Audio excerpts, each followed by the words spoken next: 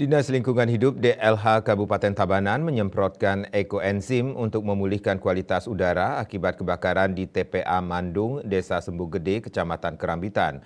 Penyemprotan juga menyasar desa-desa di sekitar TPA Mandung.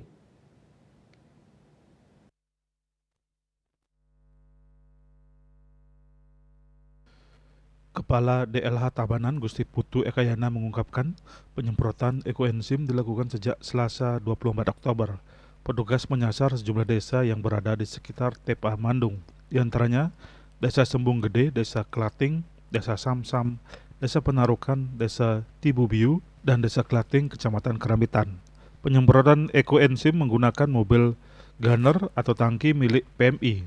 Ekoenzim tersebut berasal dari sumbangan komunitas dan disimpan dalam 5 tangki, masing-masing dengan kapasitas 3.000 liter. Melalui upaya penyemprotan ini, diharapkan dapat mengurangi polusi udara yang ditimbulkan oleh kebakaran di TPA Mandung.